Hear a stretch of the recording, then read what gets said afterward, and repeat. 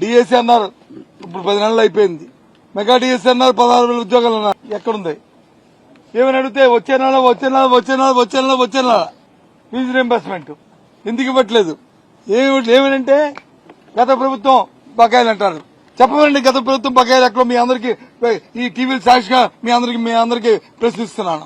గత డిసెంబర్లో ఎన్నికల ముందు డిసెంబర్ వరకు ఆనాడు ఉన్న మా ప్రభుత్వం అనా పైసలతో సహా చెల్లించిన విషయం వాస్తవం కాదని అడుగుతున్నాను. డిసెంబర్ తర్వాత ఆ తామ్యాక్యం ఇద్దామంటే ఎన్నికల కమిషన్ ఇవ్వడానికి వీల్లేదని చెప్తే అది బకాయి పడింది. దాని తర్వాత ఎన్నికల్లో వచ్చిన ఆ మంది బకాయి పడింది. ఆ తర్వాత ఈ ప్రభుత్వం వచ్చిన తర్వాత అవి బకాయిలు పడ్డాయి తప్ప మా దగ్గర ఇక్కడ ఏ త్రైమాక్షంగా ఆ త్రైమాక్షమే మేము ఫీజు రింబర్స్ ఇచ్చిన నేపథ్యం. దాంతోపాటు గత ప్రభుత్వం ఇవ్వాల్సిన బకాయిలు కూడా తీర్చిన వైనం. ఈ రకంగా విద్యార్థుల్ని చదువుకున్న విద్యార్థులు ఇబ్బంది పెడుతున్నారు. నిరుద్యోగ యువతని మోసం చేశారు. అడిగితే ఎక్కడా కూడా దానికి సమాధానం లేదు. ఒక విషయాన్ని మనం చేస్తున్నాను, ఆ జాబ్ క్యాలెండర్ని ఎప్పుడైనా ఇవ్వడానికి ప్రయత్నం చేస్తుందా ఈ ప్రభుత్వం? మేము చేశాం, ఉద్యోగాలు ఇచ్చాం. ప్రభుత్వ ఉద్యోగాలు 2 లక్షల మంది ప్రభుత్వ ఉద్యోగాలు ఇచ్చాం. ప్రైవేట్ ఎంప్లాయ్మెంట్ ఇచ్చాం. చిన్న పరిశ్రమలు ఇచ్చాం, పెద్ద పరిశ్రమలు ఇచ్చాం. యువతకు ఏదో ఒక అవకాశాన్ని కల్పించాం. కానీ ఈ ప్రభుత్వం మాటలు తప్ప గాలి తప్ప వాస్తవంగా ఏ ఒక్కటి కూడా చేయట్లేదు. పైపెచ్చు తిరిగి మా మీద దాడి చేస్తుంది. సామాన్య ప్రజానీకం కోసం, యువత కోసం, నిరుద్యోగ సోదరుల కోసం, మహిళల కోసం, రైతు కోసం, రైతు కూలీ కోసం మేము వచ్చి గొంతె తడుగుతుంటే మా మీద మార్షల్తోని మా మీద దాడి చేయించి మా మీద మార్షల్తో వచ్చి మాతో చేయిస్తారా? ఇదేనా? ఆలోచన చేయండి.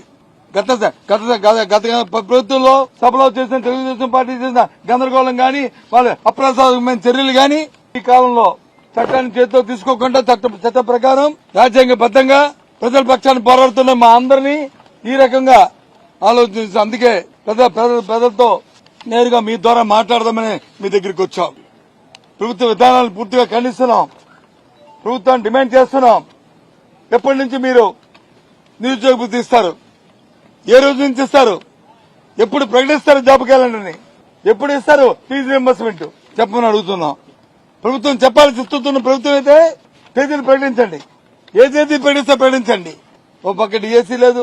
నిన్న మన వాళ్ళు చూసాం. మనం గ్రూప్ 2 ఎగ్జామ్స్ లో ఆ సోదరులందరూ కూడా వాళ్ళని ఏ రకంగా మోసం చేసిందో ముఖ్యమంత్రి కార్యాలయం గాని, అధికారులు గాని, ముఖ్యమంత్రి సాక్షాత్తు ముఖ్యమంత్రి గారు గాని ఏ విధంగా మోసం చేశారో వాళ్లే లేఖలు ఇచ్చి వాళ్లే మోసం చేసి మళ్లీ ఏబీపీఎస్ చేయలేదని చెప్పి ఏ రకంగా తప్పుకుందో ఈ అసమర్థత ప్రభుత్వం చూస్తే తెలుస్తుంది. ఈ సమర్థమైన ప్రభుత్వం, అసమర్థమైన ప్రభుత్వం ఆలోచన చేయండి. ముఖ్యమంత్రి కార్యాలయం లేఖిస్తే ఆ లేఖ నుంచి ఏబీపీఎస్ వచ్చి తిరస్కరించిందంటే ఇప్పుడు ఇలాంటి సంప్రదాయం రాష్ట్రంలో జరిగిందా అని అడుగుతున్నా. అంటే ఇది విద్యార్థులు ఇది నిరుద్యోగులు మోసం చేయడం కాదా? నెట్టనేడా ముంచింది కాదా? ఎప్పుడు డిఎస్సీ ఎన్నికలు ప్రకటించండి తేదీని. నిరుద్యోగ ఇవ్వండి.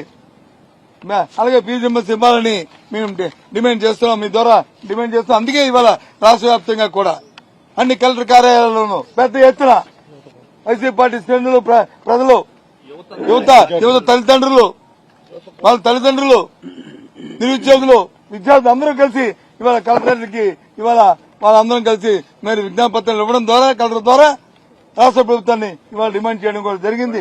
ఆ నేపథ్యంలోనే ఇవాళ మీకు కూడా మీ ద్వారా కూడా చేస్తున్నామనే విషయాన్ని కూడా తెలియజేస్తాం.